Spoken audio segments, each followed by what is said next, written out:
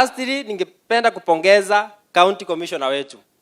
Issue ya bodaboda amehandle vizuri. Kindly wacha mambo ya bodaboda ya Kisii ipitie kwa administrative structures. Wa chiefs ndio wanajua bodaboda wanatoka kwao. Waweke pamoja, wapate viongozi. Issue ya kutumia bodaboda kuwapea reflectors kala fulani ina divide na inaleta insecurity hapa Kisii.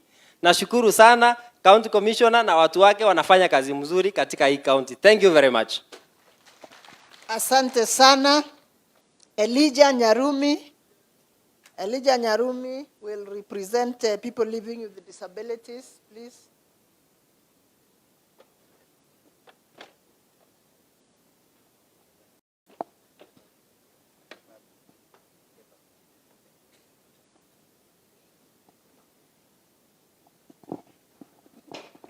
Aya, sijui kama nikiangalia upande ni upande hapa. Wapi hapo upande huu? I am a disabled CS Kibuchumba Murkomen. Mheshimiwa, nilikuita mtoto, mimi ndio mlemavu mwenye nilizaa mtoto kitinda, mimi nikamuita jina yako. Ako na mwaka moja na nusu, anaitwa Kibuchu. Sipokuwa leo nimesikia wanakuita Onesimus. Kwa sababu gani nilimuita mtoto wangu hivyo?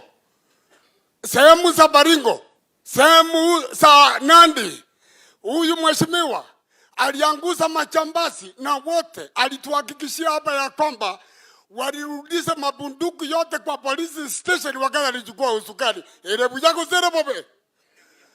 Hapo ndipo mimi ninaitwa Elijah Nyarumi, kipofu. Ninatoka sehemu ya Kenyenya sub-county, Eventual division. Ile kitu ningesema juu ya kwetu huko pale ni kwamba we have a DC huko mwenye amesumbuka kwa na division ine, Magena, Magenche, Kenyenya, Eventual, whereby he has no Land Rover. In order akimbize machambazi ndio tulete usalama katika sehemu za Kenyenya and Isa Conference. Mheshimiwa, kitambo nitoke hapa utupe Land Rover hata ya Eventual, hata ya Magena, because kutoka Kenyenya mpaka Magena is 40 km. Kutoka Kenyenya mpaka Nyakaromo Eventual it is another 40, total 80 km. Mheshimiwa Kibuchumba, leo hii nikitoka hapa, hakikisha uangalie Land Rover yoyote hata kama ni mzee. Hiyo ni pande kuelekea Kenyenya huko. Mheshimiwa huyu wetu, DC wetu, atumie namba 2. Namba 2, tuko na machifu wangu pande ule. Wamesea nguza pombe chini. Yule mwenye alisema Kisii tuko namba 4. Weba Kenya sub-county, tukiongeza Eventual, Magenche na Magena huko, there is no pombe huko, bali ni kidogo. Kwa hivyo we are not in number 4. Maybe tuko number 30 out of 38. Kwa hivyo ningesema ya kwamba mdio wangu wa Eventual under Land Rover, Eventual peke yake, it is around 30 km square. Tupatie hata Land Rover moja iende Eventual Kibuchumba Murkomen. Agumba bena kwa na mangena. Tiganko regagu madaraka machifu wetu wa upande ule wako na madigiri. Promotion wapate huko kwa sababu wamefanya kazi ile inahitajika. Mtu wako na PhD, mtu wako na masters. Why? No. You are doing bad. Mheshimiwa anasikia. Thank you very much sir. Message imekufikia. Kwa hivyo nikitoka hapa utusaidie na gari tuteremke, ni masaa imekwisha. Mungu abaki nanyi na tumpatie Mheshimiwa Rais Ruto. Tumupe kura ya kutoka 2027. Tani akachikobi. Sitoki huko na msitoke huko, hapo ndipo. Asante madam. Asante sana, mpigieni makofi. So next will be Miss Bishop Juvenalis Obino. Bishop. Please, Bishop, represent the religious leaders.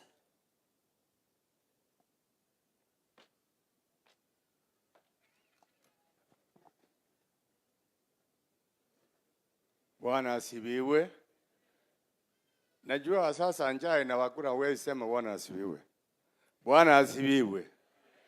Nataka kusema mambo mawili matatu, minister. Sitaki kupoteza wakati, mambo mengi yamenenwa. Nataka kusema mambo mawili, moja naanzia, natoka majina yangu Bishop Yunaris Kirauma, nimetoka Marani sub county, Kisii county.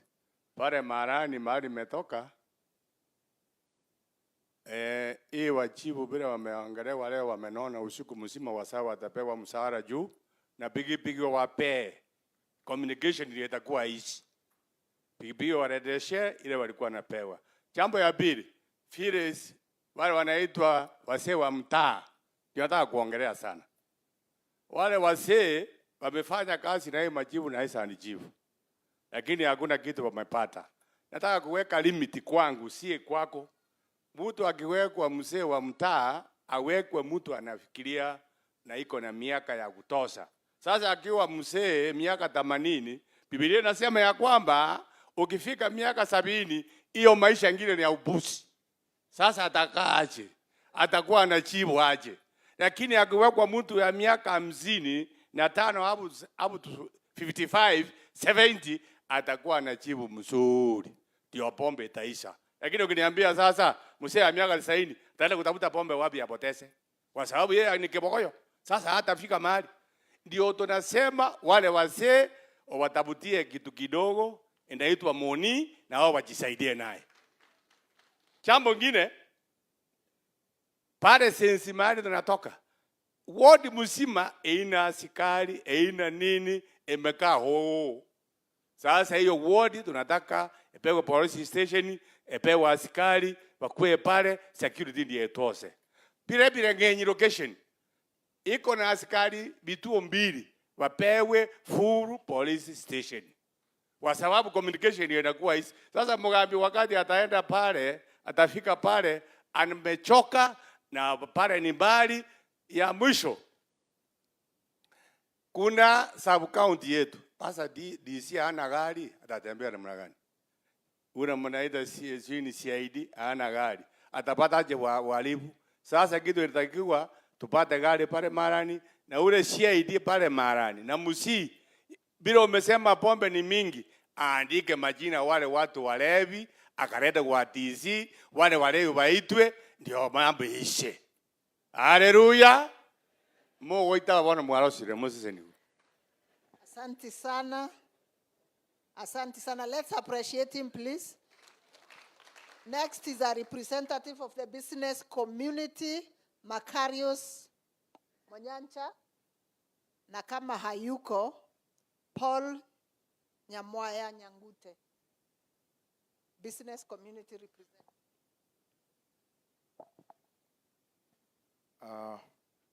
Mheshimiwa CS Murkomen, naibu mkuu wa polisi, viongozi wengine wa idara ya ulinzi na usalama, na washukuru nyote kwa kutupa nafasi hii, na nasalimia wanajukwaa nyote, amjambo. Kwa wakati huu sitarudia kwa maana mengi yameongewa kuhusu usalama, lakini ningependa mturuhusu sisi yale ambayo machifu wameongea ni kutoka kwa upande wao vile wameathirika, nasi kuna njia ambayo tumeathirika kwa njia nyingine. Wao waliyatacha kutoka kwa mtazamo wao, nasi tutayatacha kutokana na mtazamo wetu. Kwa hivyo ningependa pia kuwashukuru machifu, kwa maana hata CS amesema nyinyi mko na masirai yetu kuliko yenu. Nasi pia tungependa kwa niaba ya wafanya biashara nitoe jambo la kwanza, masirai yenu ya kwamba nimewahi kuwa kwa ofisi moja ya chifu, naibu wa chifu huko kwetu Sameta. Wakati mvua ilianza kunyesha, tulikuwa tunajikinga na viti tukiwa kwa ofisi. Kwa hivyo CS, tafadhali, hata manaibu pia wanahitaji ofisi nzuri ya kutuhudumia ili stakabadhi sao sihifadhiwe vyema. Mambo mengine watajiulizia. Ningependa pia kusema mahali tunafanyia biashara usalama haupo. Hata ingawa wako wametoa sababu sao ambazo zimefanya tumekosa usalama. Lakini kuna vile ambavyo unaweza fanya kwa mamlaka yako, kwa utawala huu ambao wewe huko. Mambo ya CCTV, kuna kamera ambazo ninaziona miji mikuu kama Nairobi. Tunaomba maeneo ya kufanyia biashara, maeneo ya umma yaliyo exposed na barabara kuu kama kwetu pale ni mahali cosmopolitan, watu wanaishi kutoka sehemu mbalimbali, kuna barabara zinakutana kuu mahali pale, na kwa njia hiyo vitu vibaya usafirishwa mahali pale. Kuna illicit brew ambayo inauzwa mchini pale. Kama tungekuwa na kamera za kunasa ni nani wanaosafirisha vitu kuja katika huo mchi, tungejua ni nani. Sasa tunaraumu wanywaji wa pombe, aturaumu wauzaji. Ninaona kila siku machifu wetu na manaibu wanakimbia katika vijiji. Hata siku moja nimepata naibu wangu wa chifu, madam, akiwa mavazi yake yamegusa matope, eti anakimbisha pombe. Na ni kweli katika hicho kijiji hakuna pombe, lakini ile town natoka kuna pombe. Inatoka wapi? Polisi wanauza ama ni wananchi? Kwa hivyo jambo lingine ningesema, na kada, nimesikia mko hapa, devolve your services. Muwe mahali at least kwa division, kwa sub county, ili tulete malalamishi yetu hapo, kwa sababu saa zingine tukileta malalamishi yetu kwa polisi hawana njia watafika huko, lakini wewe tukikupea unajua vile utawatuma watafute hayo madawa ya kulevya ambayo yako mahali tunaishi. Watu wanaogopa. Ni vile tu CS, nimeongea haya kwa sababu ulisema hakuna mtu ataathirika kwa kunena. You assured your chiefs and the police ya kwamba hakuna mtu atakuwa punished. Let me hope I'll not be punished out of what I've spoken. Thank you. Mpigieni makofi. Next is a representative of the community policing, Joseph Mabea.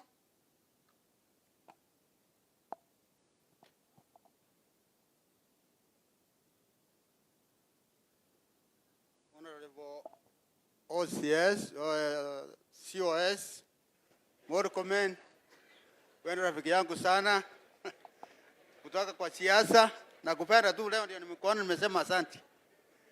Kwa hiyo tuseme hivi, nabogo sirekera na ngaichagi sirede. Wacha niseme hivi, mimi nasema mambo, tumekuja mambo ya security. That is the main purpose. Imetuleta hapa ndio Tiro Minister amekuja kumwambia nini tunafanya. Mimi niseme mimi mwenyewe nimefanya community policing kwa miaka mingi. Tango ya red, nguo ya red. Lakini tunafanya bila malipo, lakini tunasaidia mwananchi na assistant chief na chief. Wakiambia nani kutafuta pombe, anapigia nani, mnapigia nani simu? Community policing ndio askari yenu wasiolipwa. Sasa kitu makosa ni moja, mheshimiwa CS, tukienda tuseme nimeitwa na assistant chief ama chief, tunaenda ku raid mambo ya pombe. Tunaenda ku raid pombe, tunachukua msikiwa na pombe yake, aiwe changa kwa kangara, mkimchukua kwa police station, kwa chini hatuna uwezo wa kumchukua kotini. Mkimifikisha tu hapo hivi, hapo askari anakashirika kwa chini mfunja pangi yake.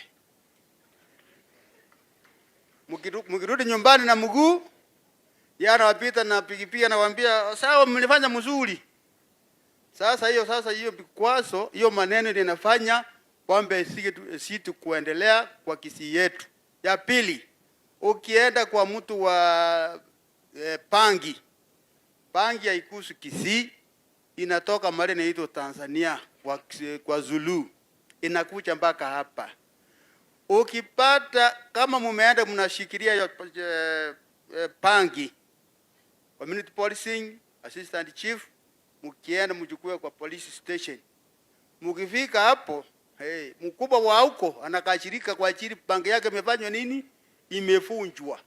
Sasa kitu tufanyia mzuri ni coordination mzuri between the administration na Kenya Police Service. Wapatane pamoja. Kama mtu amechukuliwa na pchanga yake, si muache aende paka kotini. Kotini ikimtema basi mseme sisi tulifikisha kotini. Unajua mtu akichukuliwa kotini afungwe, mwingine anasikia si fulani alifungwa. Sasa na nyinyi tuacheni kitu. Kitu nasema tu coordinate watu wa polisi na assistant chief na chief wakileta mtu wacha achukuliwe kotini tafadhali, ndio tufanye kazi iwe rahisi kwa wananchi. Kwa hiyo machache nasema sisi ni askari ya administration na tunafanya bila chochote. Lakini sasa vile CS amekuja, sasa wanajua wanasema mgeni akuje mwenyeji afanye nini? Sasa watu kama sisi watu wale community policing wako hapo kufunua mikono, CS waone. CS waone. CS. Asante sana. Let's appreciate him, please. They do a good job. So next tutakuwa na mwakilishi wa bodaboda riders. Please come, Mr. Evanson Mauti. Tumeongea mambo ya bodaboda sana hapa, wacha tusikie kutoka kwa mwenyewe. Karibu. Asante sana Mheshimiwa Waziri pamoja na wageni wote walioalikwa. Nina mambo mawili matatu ya kuzungumzia kuhusu bodaboda kwa sababu imekuwa ni kidonda sugu. Ukiuliza machifu hapa wanaweza kukuambia shida wanaokumbana nayo na watu wa bodaboda. Lakini ningependa kusema hivi. Jambo la kwanza, tungependa kama inawezekana viongozi wa kitaifa wa bodaboda watengeneze katiba ambayo inaweza kuwa streamlined kutoka juu kuja chini. Bodaboda wengi wanajitengenezea katiba. So unapata stage fulani kuna katiba yake, stage fulani kuna katiba yake. So tuwe na hiyo constitution kutoka national level mpaka chini. Sehemu ya pili, na najua serikali yetu inaweza, ni mambo ya mafuta. Mafuta, bodaboda wamekosa biashara kwa sababu mafuta bei yake imekuwa juu. Kwa hivyo bwana bodaboda hata akimbie vipi, mwisho wa siku kama amenunua lita moja kwa shilingi 200, mwisho wa siku atakuwa na shilingi 50 ambayo haiwezi kumsaidia. So ana opt for an alternative.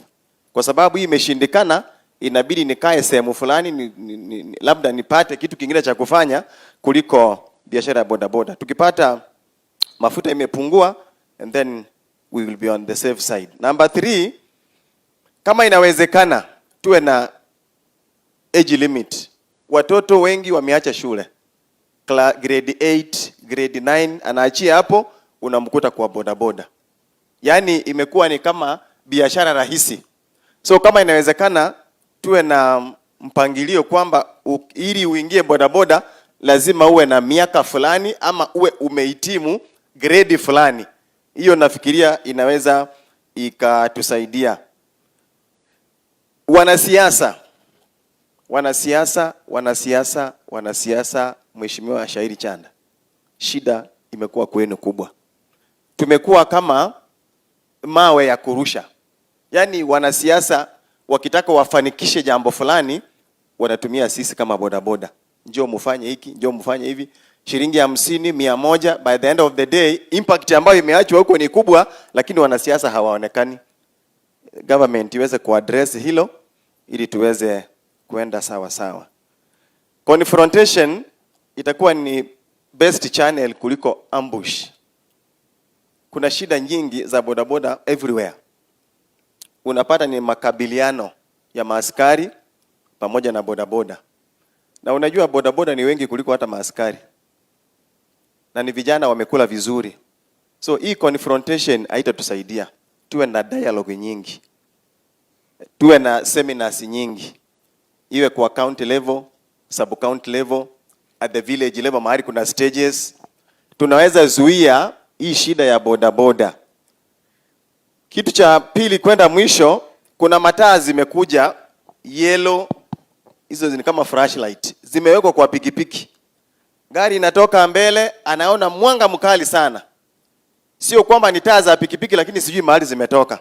Sasa akikumulika mtu wa gari mpaka ana lose control, anagonga huyo mtu. Na akimgonga, boda boda are always right. Kama walikuwa karibu hapo, hiyo gari imechomwa. So kama kuna uwezekano hizo mataa ziwe regulated, taa ya pikipiki iwe taa ya pikipiki. Mwisho, watu wa dealers wa pikipiki, bei zao zimekuwa juu sana. Bei imekuwa juu kiasi kwamba hawezi wakamudu. Serikali ingie kati, na nashukuru kwamba serikali imeleta pikipiki za ambazo hazitumii mafuta. Cost yake imekuwa ni chini sana. Kama zinaweza letwe nyingi Kisii, ziende every sub county, tutafaidika, kwa sababu mafuta kama haitashuka, basi hizo zingine zitatusaidia tuweze kujikimu na kupata chakula cha kila siku. Otherwise, kwa sababu ya muda na shukuru, naweza kuachia hapo. Asante sana. So we have last two speakers who are university students. And I would like us to start with Mr. Supuki from Kisii University.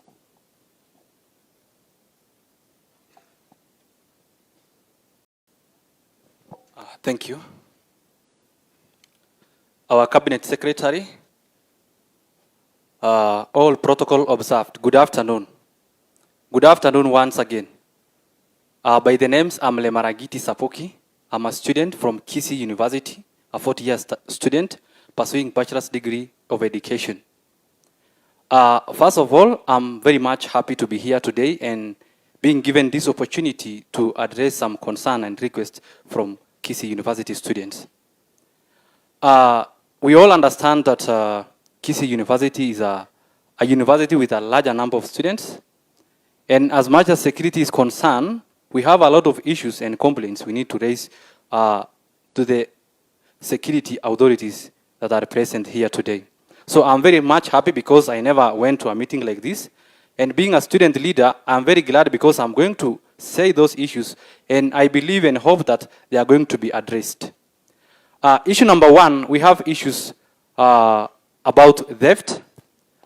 And the reason why we have increased theft issues is because we lack street lights in areas where students reside.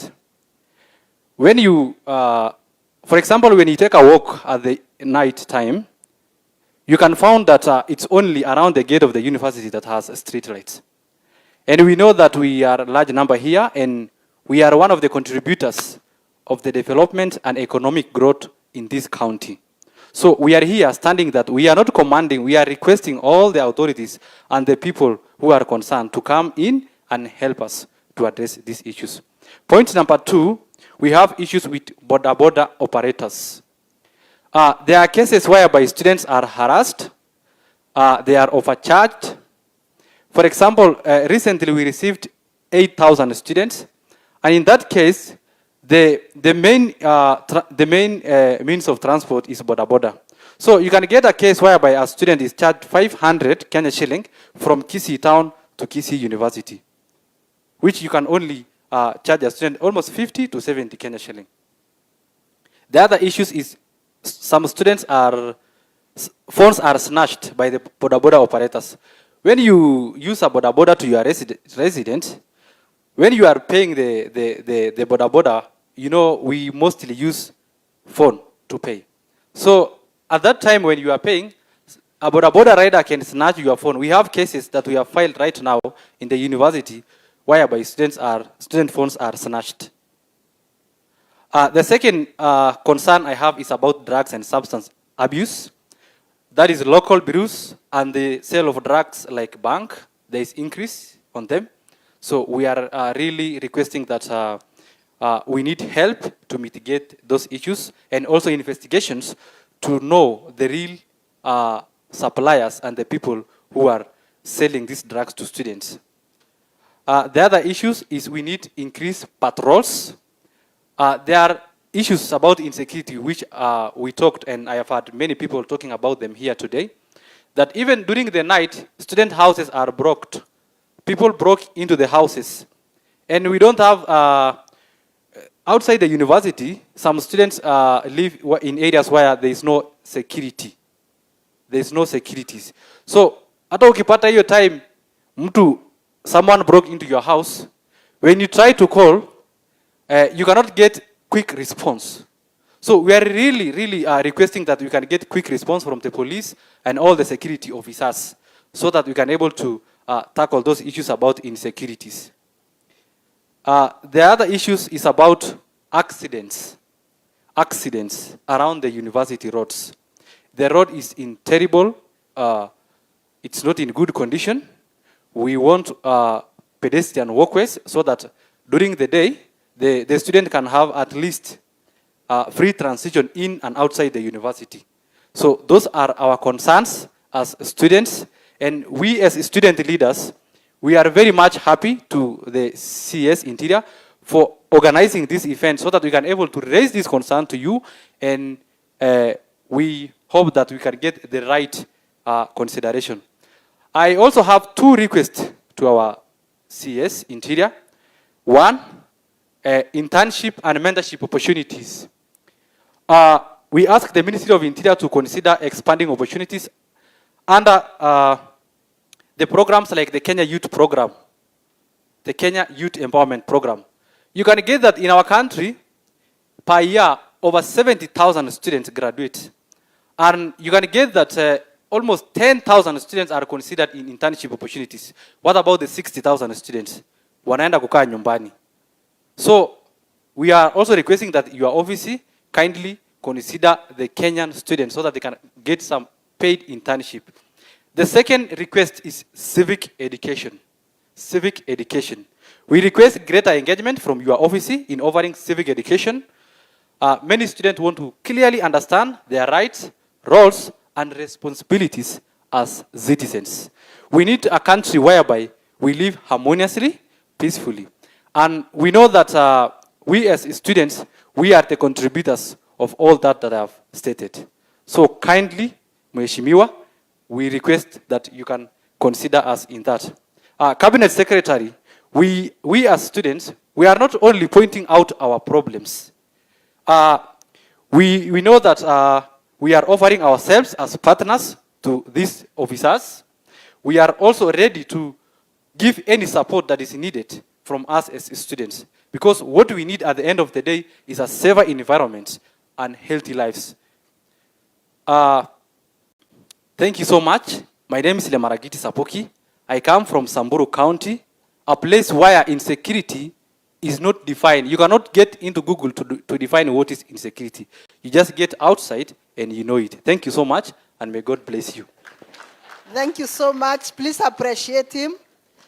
Our next speaker is a student from Kisii National Polytechnic, Mr. Stephen Carbolo. Please come over. And in the meantime, Mary Makori, please come this side. Mary Makori. Thank you, our CS. My name is Carbolo Stephen from the great institution at the Kisii National Polytechnic. And I'm here just to address our comrade issues. Kwa sababu mwenzangu ashasema mengi, and we are all comrades, sitapenda kurudia. And kwa sababu tuko hapa because of our CS, by the way, I'm very happy. This is my first time hata kuongea mbele yako. Kando na hiyo, mengine maybe tutaongea after this meeting. Anyway, thank you. About our issues, that is security issues, about hizi mabarabara. We don't have pathways where our comrades pass away. Wakati wanatoka shule, when they are winded or they are rentals, unaona hapo hakuna njia smart, and that is why tunapatana issues na watu wa bodaboda. Another thing, issue about security lights. Mali tunaishi ama where we settled, we don't have security lights. And that is why ikifika wakati wa jioni umechelewa umeenda kwa nyumba, unapata insecurity. Mtu anaweza kunach simu ama hata saa zingine unaweza tupiga ngeti. Of which hiyo vitu hatujaizoea. But after all, we are here just to raise our issues. Another thing, I think kando na issues nishamaliza issues kwa singependa kurudia. Under Mr. CS, let me request something. Us as comrade now, kindly after this tukupatana hapo nje kindly if possible. Wanasema nyuma ya 10, si ndio? Although nimesikia mashida, kumbe mpaka hata machief na wao kuna issue zao. I thought ni sisi tu. But anyway, thank you so much. May the Lord bless you. Na nikienda nyuma kidogo kuna mzee alisema about I think ni Kisii and also Mama Sai, si ndio? Sisi ndio tunapigananga hapa. Amesema issue smart sana. That kwamba if possible tutengenezee cultural. That one was very good. Because sisi yenye tumesoma, najua sisi wa Masai hatuko tunasoma kitambo. But sasa hivi tumesoma, tunajua how to be settled with other people, si ndio? Kitambo tulikuwa tunasema wa Kisii ni watu wabaya, but kuja kukaa na wao kumbe ni watu wazuri. Otherwise, kindly Mr. naomba utafutie hiyo. Thank you so much. Asante sana, mpigieni makofi. Wa mwisho kutufungia sasa ni mwakilishi wa kina mama, a representative of the women. Madam Mary Makori, please. Asante sana kwa nafasi hii. Namshukuru mheshimiwa wetu kwa kuchukua nafasi yake na kuja Kisii kukaa pamoja nasi. Nimesimama hapa kuongea kwa ajili ya kina wamama na watoto. Wakati mwingi wamama ndio wanakaa na watoto na tumeona mengi kama wamama. Kwa siku hii ya leo nimesimama kushukuru mheshimiwa wetu kwa sababu alikuja huko kwetu wakati tulikuwa na shida. Kisii na Wamasai tulikuwa na shida na wamama ndio tulikuwa tunapiga nduru sana. Tunamshukuru kwa sababu alichukua nafasi yake, akakuja mpaka huko mpakani, akasimama na akaongea na sisi na Wamasai pia wakasikia hiyo story wakanyamaza. Nyamaiya ni station msee sana. Ndio inafuata Kisii. Nyamaiya wakati ulikuja huko mheshimiwa, uliona nyumba zenye ziko huko. Uliona mahali afisa wetu wanafanya kazi, wanatoka. Ukatupromise baba yetu, ukasema utatupea gari na utatuchengea nyumba nzuri. Kwa hivyo tunaomba wakati huu umekuja hapa tukukumbushe ya kwamba bado Nyamaiya inakaa kama kichaka. Tukikuja Etago station ni station kubwa pia. Lakini ukiingia huko mkubwa wetu, gari tukipiga nduru hakuna gari, inasukumwa kwanza iteremke mpaka soko ndio iwake. Kwa hivyo haina hata gari. Tunaomba kwa heshima station zetu sipate magari. Si hata hiyo Etago peke yake. Nafikiria hata Kisii County mzima hatuna magari zinatusaidia. Kwanza ikifika wakati wa mitihani ndio tunaona shida sana. Hatuna hata Land Rover yenye inakimbia ikitusaidia. Kwa hivyo ninaomba kwa heshima yako utusaidie tupate Land Rovers kwa station zetu na zaidi ya yote station zetu zipate manyumba. Ukikuja Etago ndio ninatoka sana, ninaipeana kama example. Mimi kama mama na zaidi ya kuwa mama wananipenda sana juu ya sura. Wanafikirianga mimi ni mzungu, wananiita mzungu. Kwa hivyo wananitegemea sana. Nikienda station ya Etago napata mama analala na mtoto chini. Hakuna nyumba ati mama akiwa na mtoto analala mahali at least pazuri hata kama amekosa. Mheshimiwa wetu. Wababa wanakaa na watoto wao. Hakuna seli ati inatofautisha vizuri ati hawa ni vijana, hawa ni unaenda tu na wapata wanaangaliana. Wamama wako pande hii na wazee wako pande hii. Kwa heshima yako na kuomba seli zetu hata kama wenye wanaenda huko ni wenye wako na makosa, lakini at least wapate mahali pa kukaa na wakati wanangojea wapelekwe kotini. Kwa hiyo ninakuomba kwa heshima yako utuangalilie hizo seli hata ukikuja hii hapa Kisii haina kitu. Pia ni kama hizo. Tunakuomba kwa heshima yako uweze kuangalia cells zetu, utarekebishie ndio watu wetu waweze kukaa mahali pazuri. Tunakupenda sana na ninafurahi kukuona leo uso kwa uso. Mimi nakuona anga kwa TV. Sichawahi kuona. Ninashukuru kwa sababu nimepata hiyo nafasi ya kuweza. Ama nyinyi mmewahi muona? Si tumemwona leo? Na ni hapa kwetu Kisii. Usitoka hapa bila ndizi tuko nayo na chogoo yenye unaenda kukula. Utupende na sisi tunakupenda. Serikali yetu tunaipenda sana na tunaendelea kushirikiana na wewe. Na rais wetu ukienda umwambie watu wa Kisii wamependa, wamesema wanakupenda sana. Na vile nimetoka huko kwota nimewatangazia nikiwaambia naenda kuongea na CS. Kwa hivyo wamenituma wakaniambia niambie CS wetu tunakupenda na Kenya yetu tutailinda, tutaitunza tukiwa pamoja. Asanteni sana. Asante sana Mary Makori, mpigieni makofi. Mheshimiwa Waziri, tumefika mwisho wa kipindi cha kuongea. Najua kuna watu wengi ambao walikuwa wamekuja hapa mbele wakiomba kuongea. Naomba msamaha kwa sababu hatuwezi kuwa na nafasi ya kila mtu kuongea. Kwa hivyo wale ambao hawajaweza kuongea wataongea siku nyingine. Asanteni sana kwa maoni yenu. Karibu Waziri. Asante sana. Tusimame sisi wote naomba.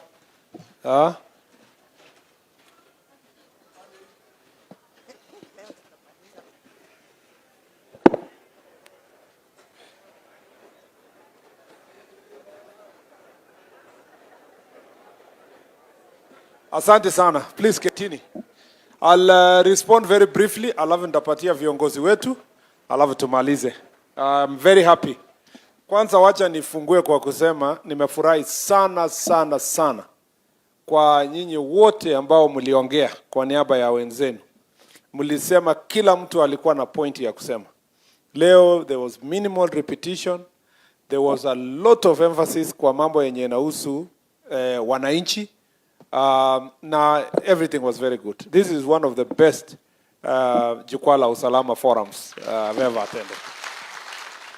Na nikisema hivyo nasema kama nimesunguka 39 counties now, including this one. So I must say you are actually number one in terms of addressing. Hata tukitoka mkutano unasikia kweli umejua shida yenye iko Kisii kwa aje na tunaweza suluhisha kwa njia gani. And that's why I'm really, really grateful. One of the things nimepata kwa Jukwaa la Usalama ni kwamba hakuna mahali nimeenda alafu nikakuwa the same. As a cabinet secretary, you learn a new thing everywhere. Na also, you go back to the office, ukiambiwa kulikuwa na maneno Kisii, unasema lakini siku ile walisema hii na hii. Sio ile yenye unasema Kisii wapi, kina nani hawa.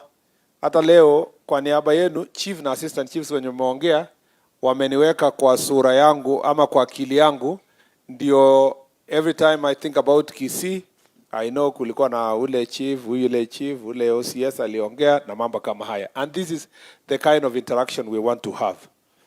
Kabla sijajibu mambo yote ambayo imesemekana hapa, ningependa pia kusema yangu machache. Number one, ningependa kusema hivi. Kwanza, tuko hapa kama serikali. Sinyi wote mlisema nyinyi ndio serikali. Na tunajua wote tumekuja hapa, saa hizi Kisii mzima wanasema serikali iko na mkutano. Na shida zao zote za pombe, bangi, gangs, mashamba na nini, wanajua leo imesuluhishwa. So hata wakati unaenda home, chief anaenda kuulizwa mmesema nini kuhusu mambo yetu. Kwa hivyo sisi tuko na privilege. Ingawa tunasema tuko na shida mingi, hakuna gari, hakuna nini, hakuna hiyo.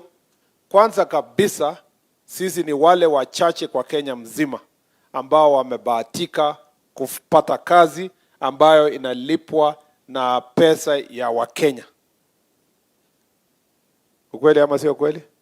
Sikuna job seekers wengi huko nje. Sisi tumebahatika sana.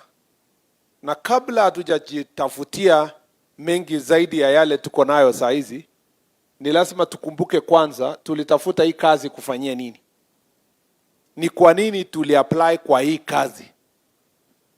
Mliapply ndio upate gari, upate allowances, mpate ofisi, ama was there a greater calling to taking this job beyond your personal interest?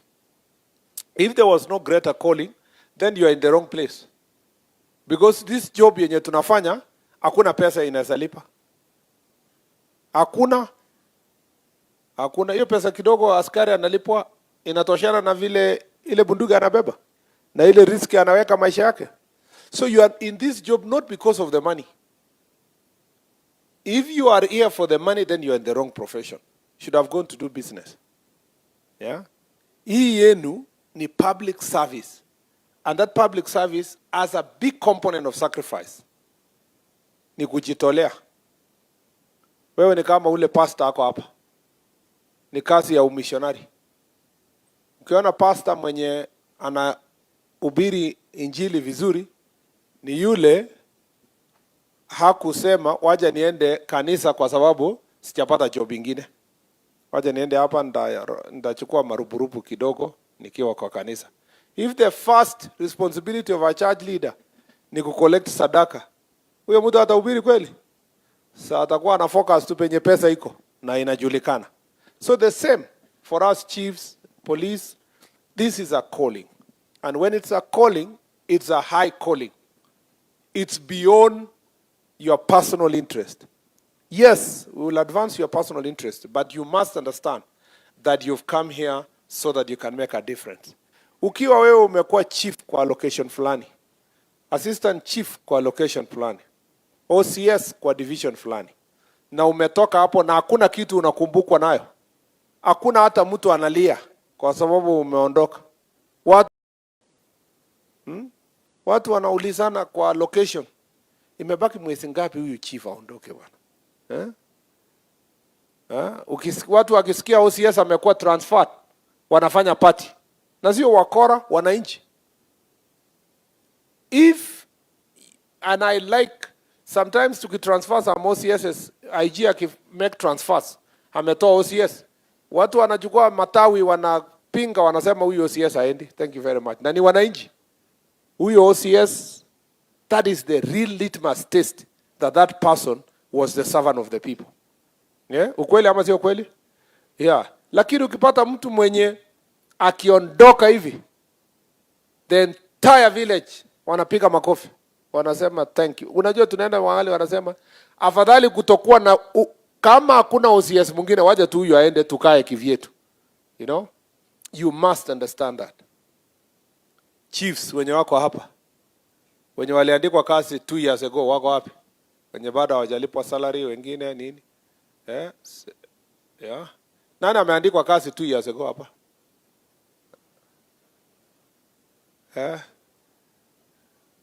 Mko wengi ya? The last 2 years, wengine wa replacement, new locations and so forth. And so forth, ketini. Sasa wewe chief. Wewe ni assistant chief.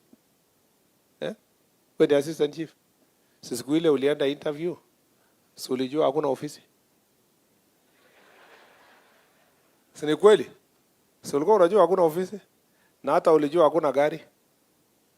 Na hakuna extraneous allowance? Na hakuna bunduki? Please. Lakini siku ule ulienda interview, keti tu. Wakati ulienda interview, uliulizwa hata hiyo swali. Kaambiwa sasa, wewe chief, wewe assistant chief, utafanyaje hii kazi na hakuna gari na pia hakuna ofisi? Ukasema mimi I am very creative. I can work anywhere. I work under minimum supervision. Si namna hiyo? Ukaulizwa lakini utafikaje ile side ya sublocation ama ile side ya location? Ukasema mimi wanatembea hii area yote hii. Gari ni ya nini? In fact, it makes me feel nikuwe more healthy kama natembelea watu yangu. Mulikuwa watu 10 kwa interview. Panel wakasema, wacha tuchague huyu mwenye anaweza tembea kwa mguu na anaweza fanya kazi anywhere kama amebeba stamp yake. Ukweli ama sio ukweli? Siku yenye ulifika ofisi ukaanza kusema hii kazi gani, hakuna motorbike, hakuna ofisi. Na kwa interview ulisema I work in any environment. Yeah? Ukweli ama sio ukweli? Hata hivi vijana wako saa hizi hapa. So, recruitment itafanyika hivi karibuni. Unaona mtu anakuja kabisa anakuambia mimi natoka minority communities, nikienda kukimbia huko siwezi pata nafasi. Lakini kama kuna affirmative action, please ongelesha IG anisaidie. Akisaidiwa, alafu anasema niko tayari kwenda mahali popote. Mimi niko naenda Kibish, nitaenda Elwak, nitaenda Boni Forest, nitaenda Ilret. Niko tayari kutumikia inji yangu kwa sababu ni utumishi kwa wote. Anapata nafasi, anaenda kikanjo. Before graduation ashapigia MCA, mbunge, governor, everybody he knows. Anamwambia jameni, bado mimi ni mdogo kabisa. Mnitafutie transfer, mnitafutie posting mahali iko karibu na nyumbani. Amesahau siku ile alikuwa anaomba kazi. Na hiyo ni tabia ya binadamu. Hata mbele ya Mungu unaomba, unasema Mwenyezi Mungu, ukinipatia kazi, salary yangu ya mwezi ya kwanza nitatoa yote kwako. Lakini ikifika mkono unasema Mwenyezi Mungu, si unaona hata watoto wanaenda shule, unaanza kudebate. Yeah? Na Mwenyezi Mungu anamwambia, si ukubali tu Mungu nikulipe polepole, bado niko hii kazi. Bado niko hii kazi kwa miaka mingi. So you need to remember your job, that the first call is to serve. And you must serve diligently. You need to understand your work. And I'm very happy with most of the chiefs who spoke here. Muna understand kwamba you have a job kwa housing, kuna maneno ya SHA inaendelea, ukuwe umepata training, ujue SHA inakuwa registered aje, inalipa aje, watu wangapi kwa location yako wameregister. Si ati ukifika hapa unasema hata sisi tumesaidia serikali kuregister SHA.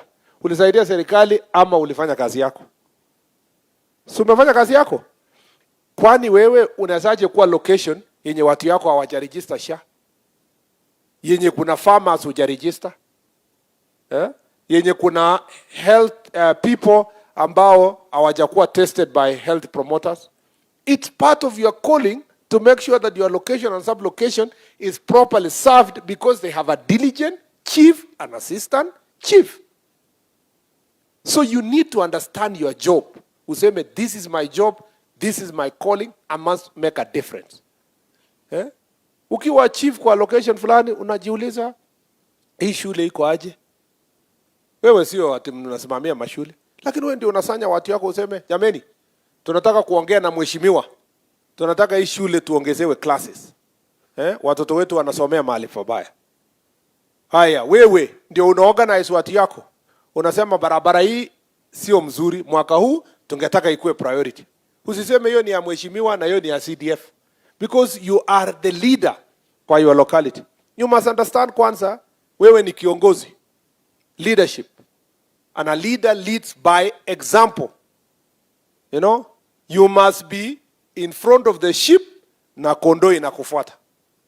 The Lord is my shepherd, I shall not want. Si namna hiyo?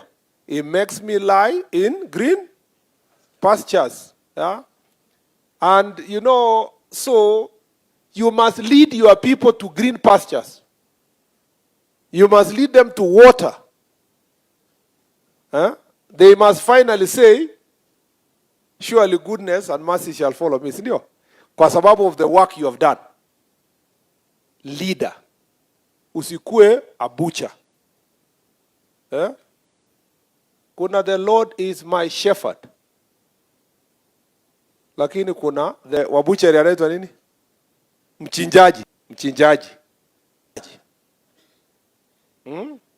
Sasa zingine tunasoma kwa habari kwamba bwana chief, kuna chief alifukuzwa, alitoka kwa nyumba ya jirani, alipatikana akikula kondoo, ameruka dirisha, amebeba longi yake mkononi, amekwenda.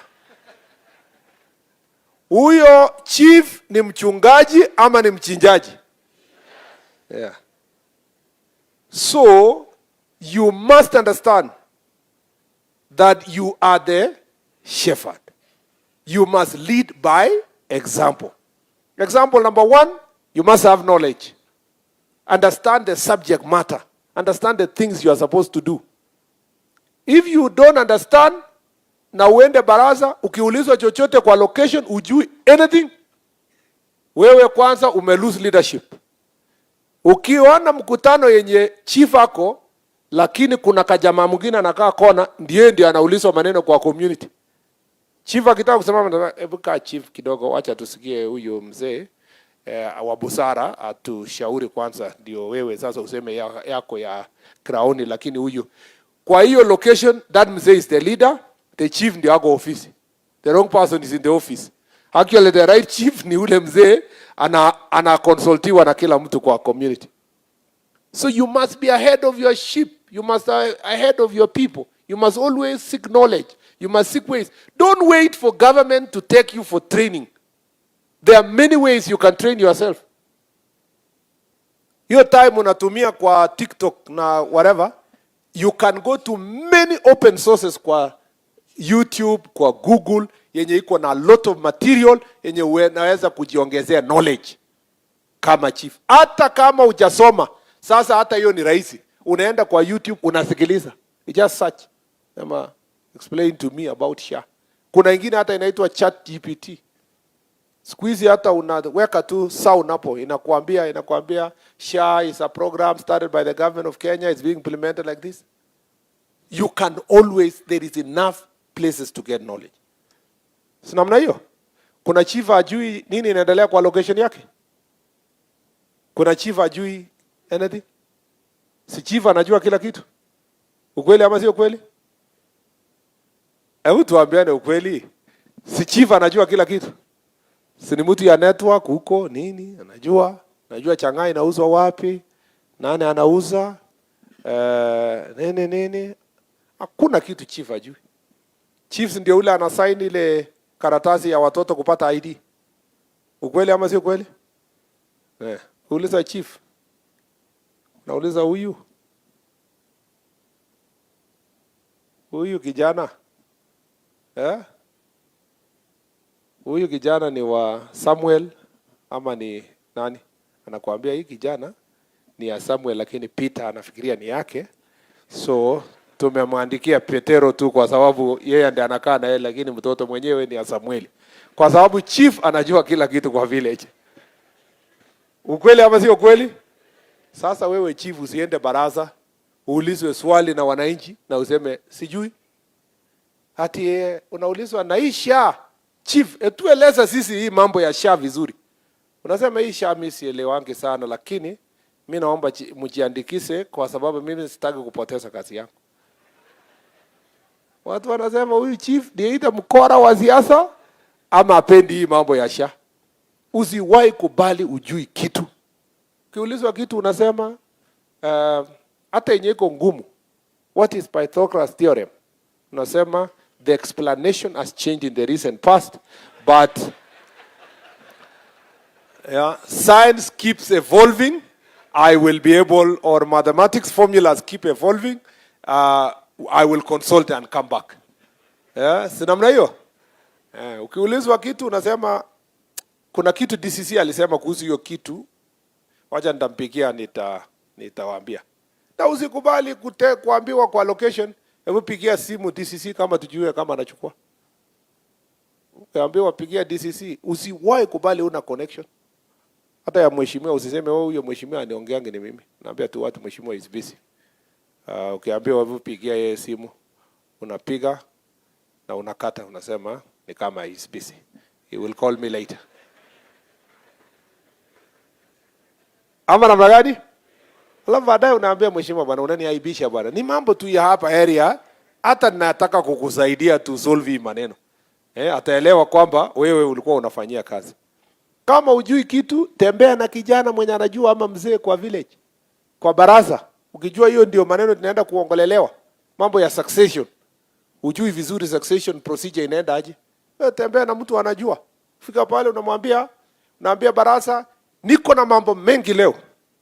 Lakini kabla sijasema, kuna mtu nimetembea naye aseme machache. Wakati huyo anaongea wewe unachukua notes. namna hiyo. Yeah. Unawacha aongee dakika 30 hivi na watu wamechoka karibu waende. Unasimama unasema niko na maneno mingi kuliko huyu jamaa, lakini kwa sababu masaa imeenda kwa the next baraza. Lakini unajua watu yako wamekuwa empowered. Si namna hiyo? You must be creative. You are ngao. Kuna vile utaenda mahali useme ujui. Watu wanasema kama chief, kama huyu anajua hii mambo yote, kama chief sasa angekuwa na nafasi jameni, si angetuambia mengi sana. Yeah? Watu wanasema chief yetu ako na connection. Chief yetu anajua. Na chief yetu ni mtu hana, tunapenda chief yetu kwa sababu sio mtu ako na tamaa. Hata anakubalia wengine wa shine. Kumbe huko unajua jojote, lakini tunasonga mbele namna hiyo. You have to be creative. And that's just one example. Always seek knowledge. Seek to understand your subject. Be ahead of the people you lead. Number 2, you have to be a leader of integrity. You have to be a leader of integrity. OCS, hakuna vile you will win the people of your division if you are not leading by example. If you are not leading by example. Bora tu watu wanajua umeshikana na mwenye anauza bangi, wewe unapata kati yako, heshima yako inaishia hapo. Hata watu kuriport to police station, they will never come. You know? If people know that, and I like the madam who spoke about the traffic challenges. She spoke comprehensively and she was not defensive. Amesema tuko na shida ya mambo ya kitu kidogo. Afande anapewa kakitu wakati anaona insurance kama ime-expire, inategemea incentive imekuwa, hata insurance ile expire last year inaendelea, inategemea afande bila ameona. Na amesema ukweli kwamba some of these challenges can be dealt with if we leverage on technology.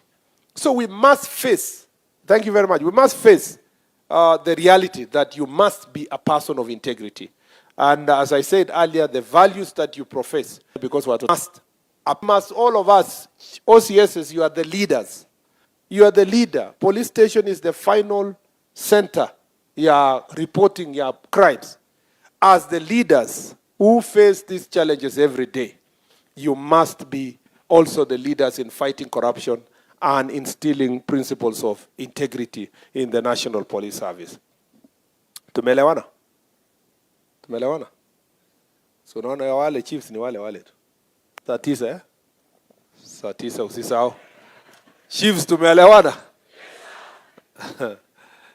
Nataka wakitoka huko wanaongea tu hivi. Asante sana DIG. Kuna mambo ambayo tumekubaliana hapa na nyinyi mmeleta suggestions. The ones we have to deal with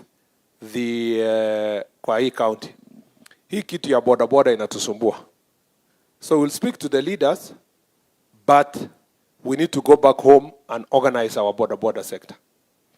OCSs, mkisaidiwa na ACCs and the sub-county security team, let us call for barazas and meetings with boda sector, including their leadership.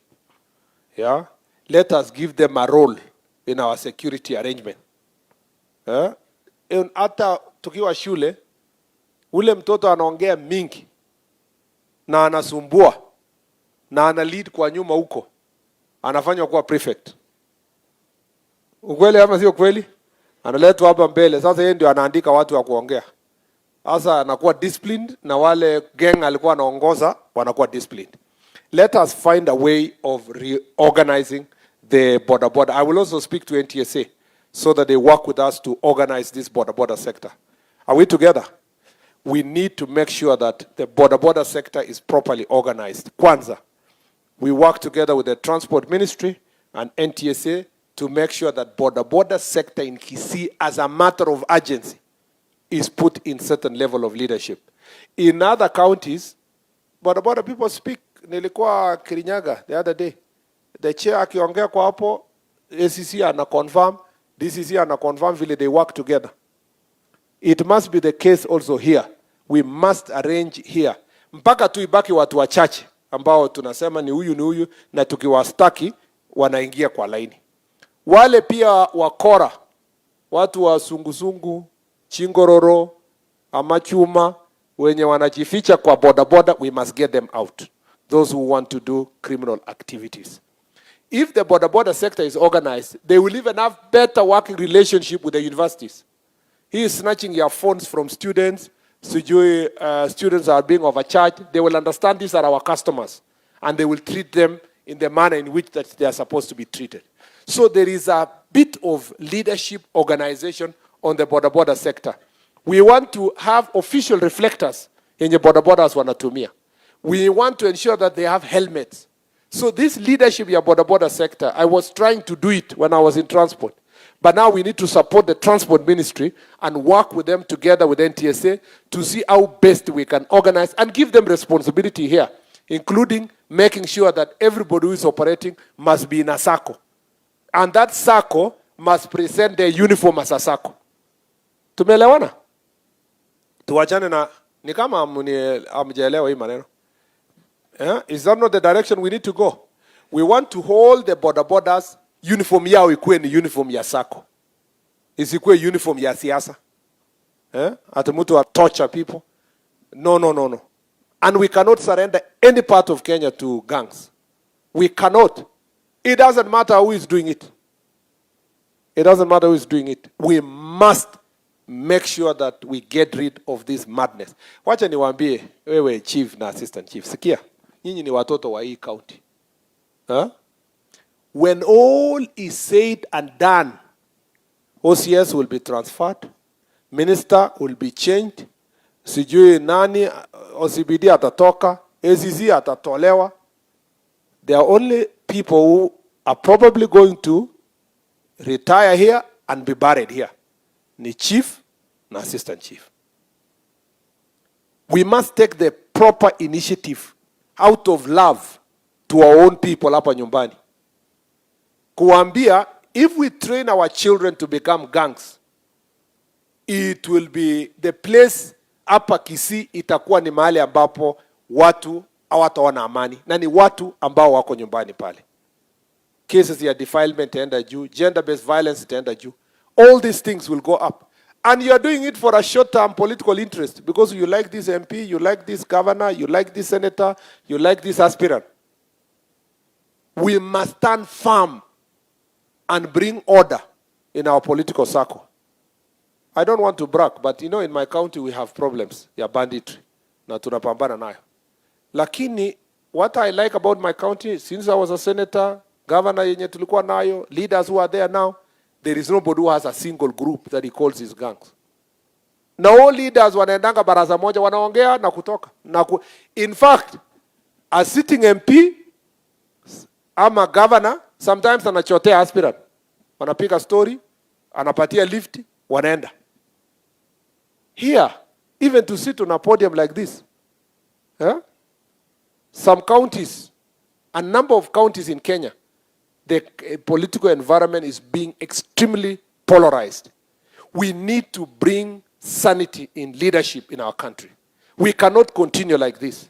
Any person who is looking at Kenya in 2063, Kenya 100 years in 2063, must have this in mind, that allowing or surrendering any part of Kenya to goons or gangs is surrendering the nation to violence. Please, hii madharau tunapatia watoto wetu wadharau chief. We think it's about the chief. Wadharau OCS, wachome police station, walinge mawe polisi. We think, sisi tunafanya hiyo tuonyeshe serikali. Wewe ukichoma duka ya mtu kwa Kisii, ati nionyeshe waziri. Waziri yako huko Nairobi. Your political competitor yako huko Mombasa. Unakuja kuchoma biashara ya watu wa nyumbani hapa, ingeandika watu kazi hapa, ati as a lesson. Lesson to who? That is really entrenching anarchy in our society. And I beg you, you are a very important county for this nation. Economically, business-wise, and in many ways, like every part of Kenya is important. We must make sure that we do not allow this behavior that we have seen with our border sector to take root. Hiyo tabia tuliona tarehe moja mwezi wa 9 is unacceptable. It is totally unacceptable. And we have agreed with the security team what will be done. We must work together. Number 2, pombe. I'm very happy with the chiefs who are fighting. And I'm very happy what the SEC said about your fight against the alcohol. And thank you for what you're doing about changa na hiyo mambo yote mnapigana na kushikana kufanya nini. Thank you very much. That's why I told you ni service. It's a calling. Tuko na shida ya ethanol kutoka huku nje. Please, OCSS, that is your job. You can't tell the chiefs wafukuzane na ethanol yenye na move from one corner to another. It is your job also to make sure that these characters who have been selling this adulterated alcohol are apprehended. Tuko na jamaa moja hapa sijui anaitwa nani. Ana yeye ndio gwiji ya mambo ya sijui anaitwa chief ama chef. Ama ni Jeff. Sijui ni chef, ni chief ama Jeff. Ata kwa hii town. Ata amesema he is untouchable. Because askari wakikuja anawalipa. Sijui ati nini anane. Sasa mwambieni yeye hiyo masiku zimekwisha. Atafute biashara nyingine. Mmesikia what we have said? Atafute biashara nyingine. Na huyo mama anafanya kazi na yeye, amwambie huyo mama pia atafute biashara nini? Nyingine. Auze mtumba. Badala ya kuuza banki. Today declaration ya Kisii leo, that business has come to an end.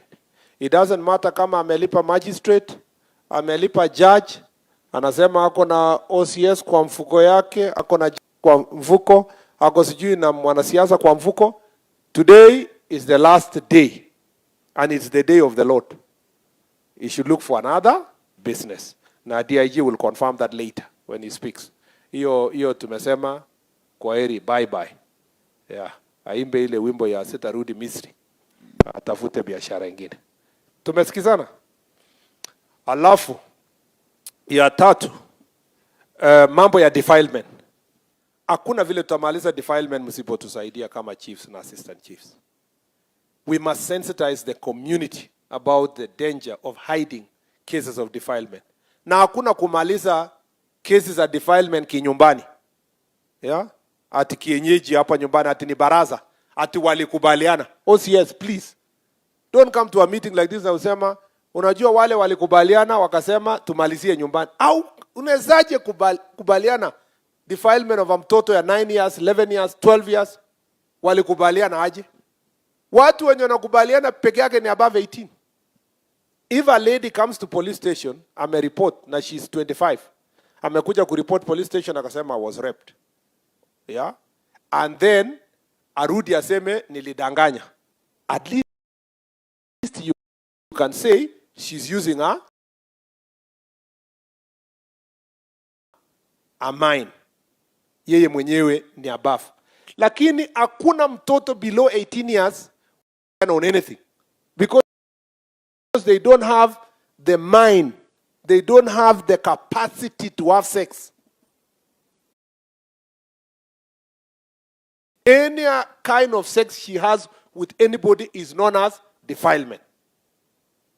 Tumeelewana? Of course, there is some complication where they are all young, they are 16, 17, boy and girl are both 16, 17. That's a different complication, and the courts have been struggling to deal with that issue because the question is who defiled the other. But, no, that's as a matter of fact. But where one of them is above 18 years and another is below, the one below 18 years can never have given any consent. So the one who is above 18 years is automatically supposed to be charged for defilement. Naende jela for them many years. It is not an excuse. Nasikia watu wengine wanakuja kusema, huyo msichana anakaa na baba yake peke yake kwa nyumba. Sasa mzee angefanyaje? Alikuwa amelewa na hakuwa kabisa he was not sure. Na huyu ni step daughter sasa.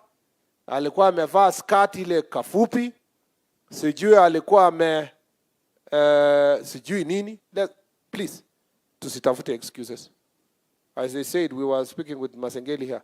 As they say, if a hyena wants to eat its own children, what does it say? It says it smells like goat. To give, yani ile ndio kutoa ile ndio atoe ile inaitwa conscience. Atasema huyu ananuka kama mbuzi. Those excuses you are giving cannot be accepted. Ati ni culture ya sehemu hiyo, ni kwa sababu bangi sana iko sehemu hii. We police officer umekuja sehemu fulani unaambiwa defilement mingi, unasema hiyo ni shida ya upande ule. I think there is a place we went. Then somebody said, cases ya defilement mingi sana hapa mkubwa, ni kwa sababu chakula iko sawa hapa na watu wamekula. Ati watu wamekula vizuri, choto iko juu. Is that an excuse for defiling a child?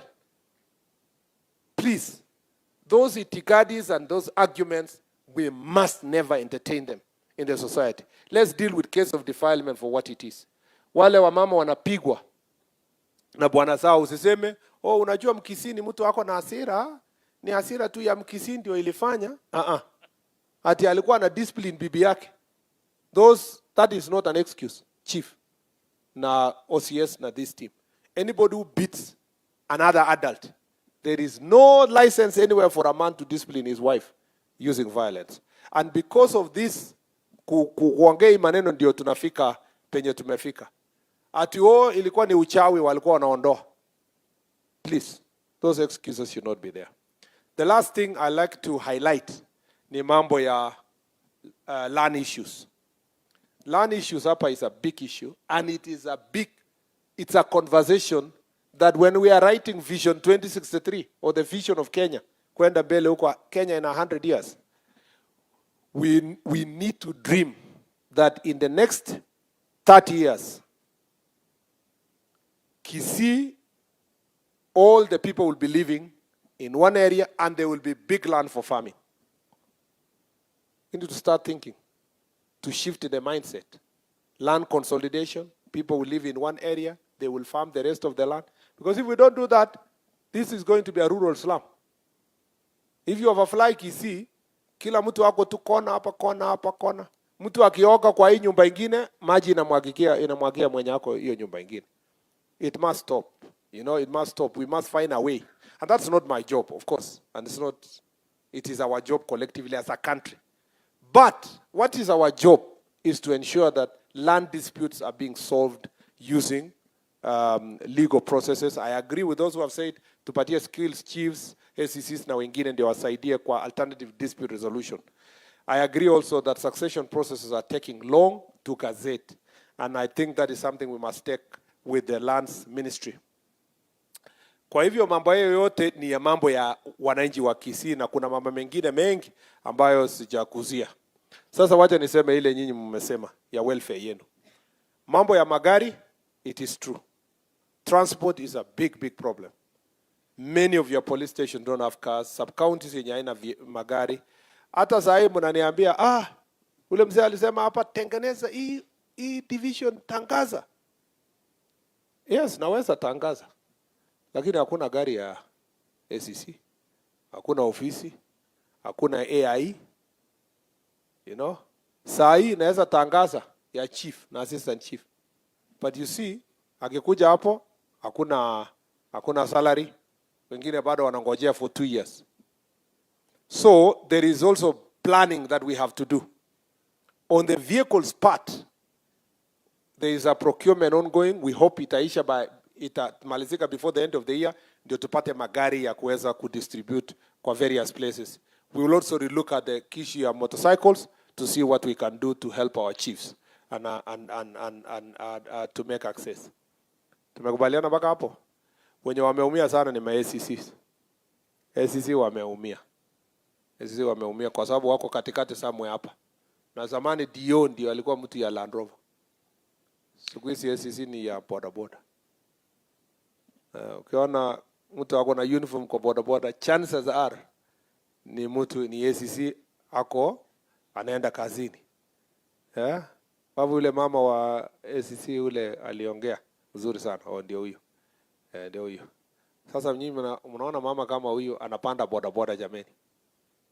Anaenda baraza ya kwenda kusuluhisha kesi ambayo imesumbua sana. Lakini anapelekwa na mtu ya bodaboda kwenda kusuluhisha mambo ya bodaboda insecurity kwa baraza. Sasa ule jamaa anaendesha anamwambia ofisa shika vizuri. Na akiona ofisa amekaa mbali anakanyaga brake kabisa, ndio sasa Please. Yeah. Hiyo ni ungwana kweli? Yeah? Niliambiwa huko Makueni kwamba kuna ofisa moja ACC alikuwa anaenda baraza. Amepelekwa kwa motorbike kabisa. Mtu ya motorbike alipoona baraza ndio hii, watu wamekaa kama nyinyi, akaongeza style ile ya akaangusha ofisa. Kofia ikaanguka mbali, ati mtu akashout kwa mkutano akasema serikali imeanguka.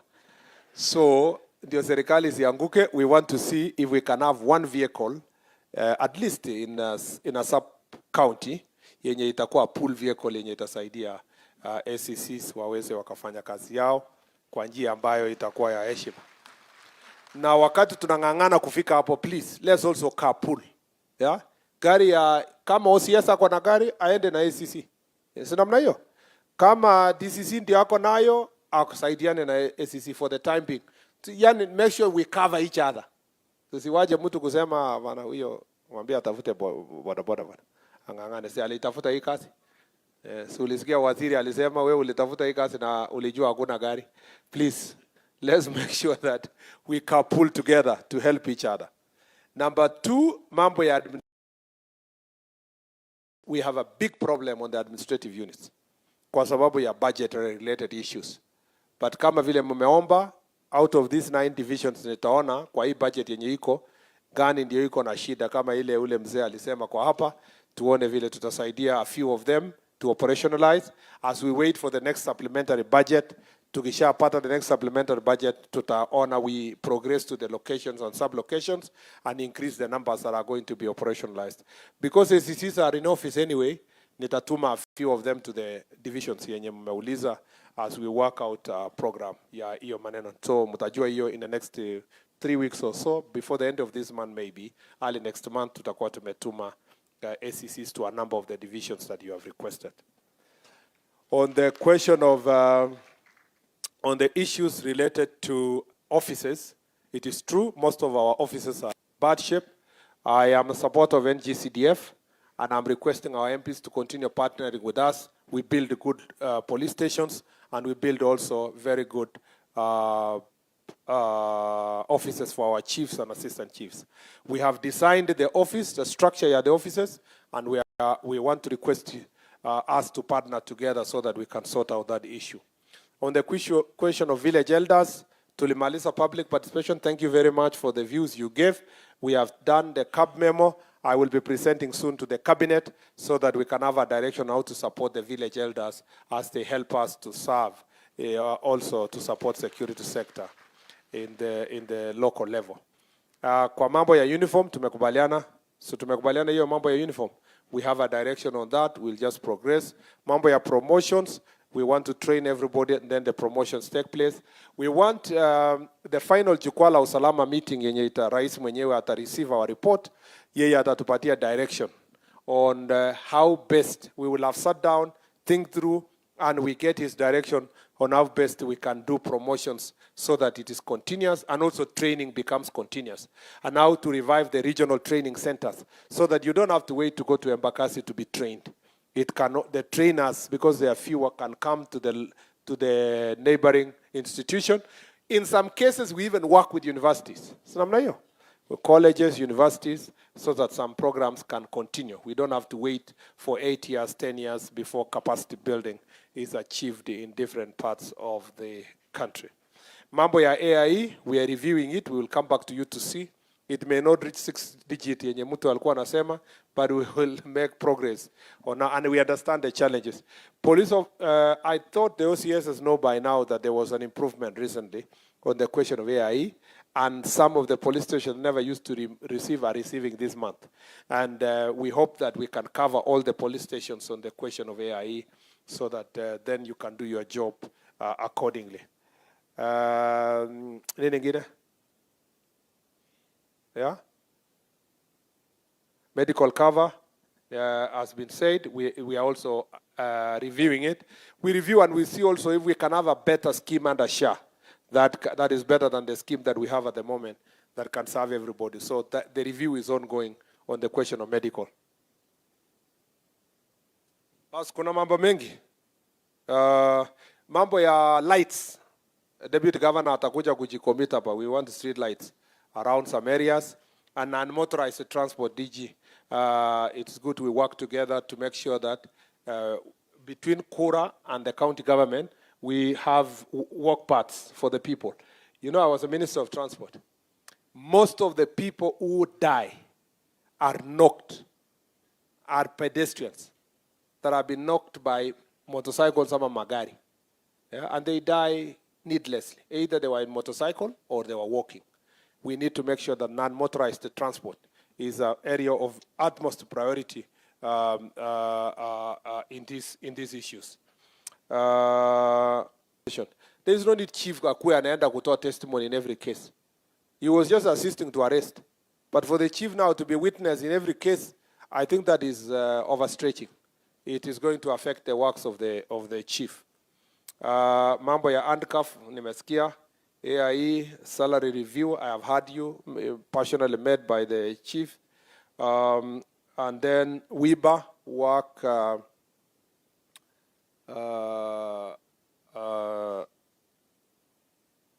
the compensation for injuries that occur in work, in the Work Injury Benefits Act. We need to extend it, and I agree with you, to other injuries gotten in process of operation. You know, if you are doing operation of pika changana umetandikwa, you should also be compensated in the process and so forth. So that is that. I have heard you very well. Statement of recording statement also where a chief is a suspect should be dignified. He's still a government officer. Yeah, hakuna penye atatoroka ni chief. So OCS can just someone who say tomorrow chief asubuhi kuja. Akikataa of course unamwendea. Especially kama ni a defilement. Hiyo sio chief. Hiyo sio mchungaji, hiyo ni mchinjaji. So kama huyo but it's still a suspect until we sort it. Housing, sorry.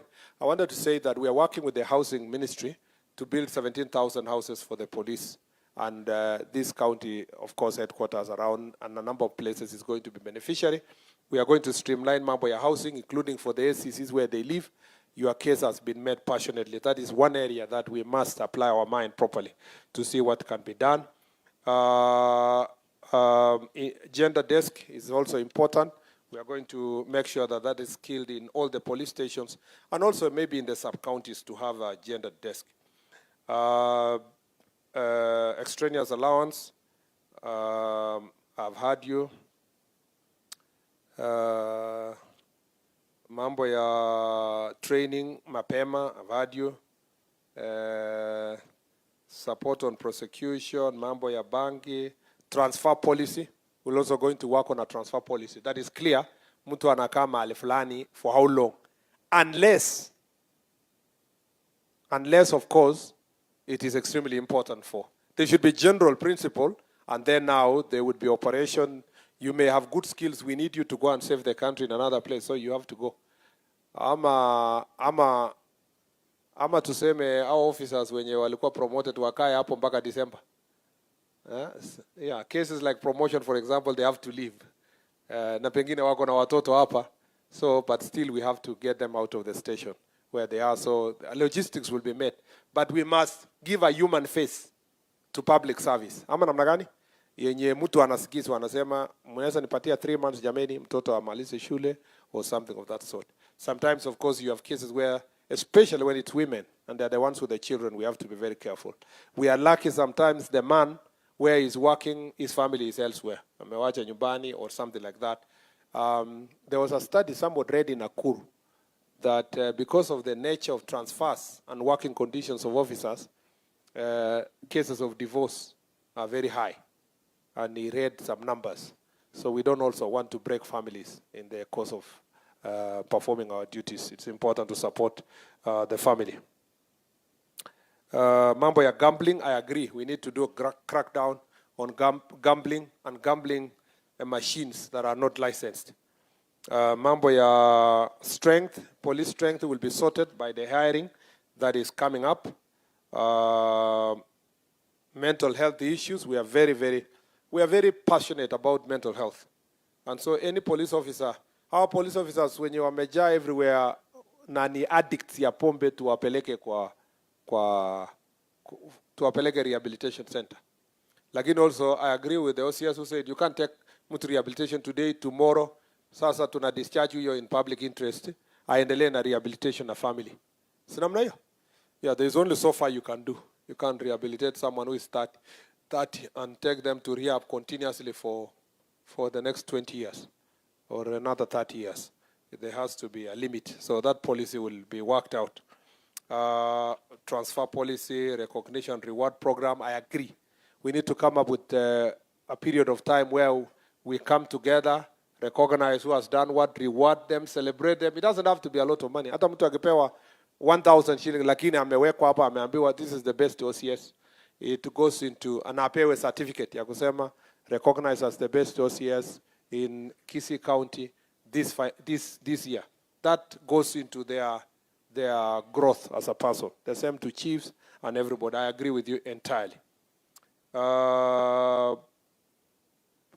Wanasiasa, we will protect you. But we have to go and think about this thing properly because it's being raised everywhere. Tuliambiwa na ACC fulani tukiwa Nakuru. She used to be in Kericho in Kipkeli Onuko. Ati aliambiwa na mama anapika changa, alimwambia you will be transferred anytime. You will not last 1 month here. So hata hakuwa amejipanga ati kuna transfer. Alikuwa amefika tu huko 6 months. And surely in 1 week transfer. Wewe ukifikiria what happened in that situation? Nini inaweza kuwa ilifanyika hapo?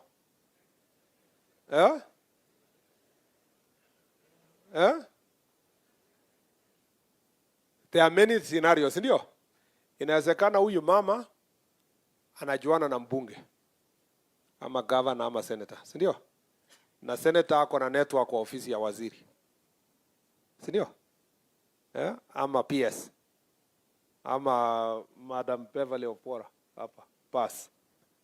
Sasa alafu akashachora. Please ashachora na mama pombe huko. Na huyo mama ni mobilizer ya mwanasiasa. So akamwambia nitakusota. Alafu alipotoka tu ofisi ya waziri, waziri akasema huyo anatoka kesho. Huyo jamaa amempigia simu nani? Pigia simu mama wa pombe. Mama wa pombe kaenda kumuonyesha ACC mbele ya OCS kwamba utafukuzwa, ndio ikuwe funzo kwa OCS asijaribu kushika pombe tena. Si kweli?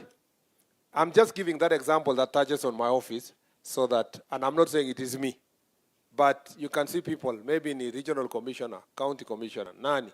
So people are throwing influence all over politically and we are agreeing for political expediency. This is something we are going to put in the report ya Jukwaa Usalama, that so that even the next minister who comes and people who hold office may understand that morale of officers is completely affected when their transfer is being engineered by drug lords and people who are dealing with illicit brews and criminals. Ama mnasemaje? That must be in the report, and it must be something that sensitization must happen at the office of a senior sisi huku. Shida ni huku. So namna hiyo? Shida iko upande huku kwetu, and we must be able to sort that issue, and I agree entirely.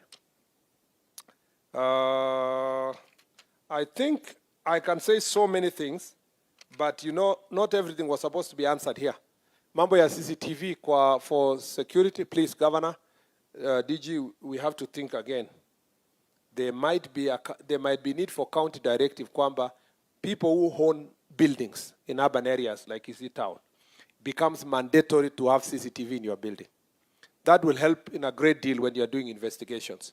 So that even as we ask the government to put CCTV cameras around the city and so forth, maybe we can start with what is very easy. Because if everybody wires their buildings, it takes about maybe 200,000 wameweka CCTV mzuri, na ni mtu mwanabiashara kubwa, ako na supermarket, ako na building, ako na rentals, ako na nini. they can be able to help now the DCI when they are doing investigations, as we've seen in the past. That has helped a great deal. I have so many things to talk about. Thank you, students. They have spoken very well, and everybody else in this sector.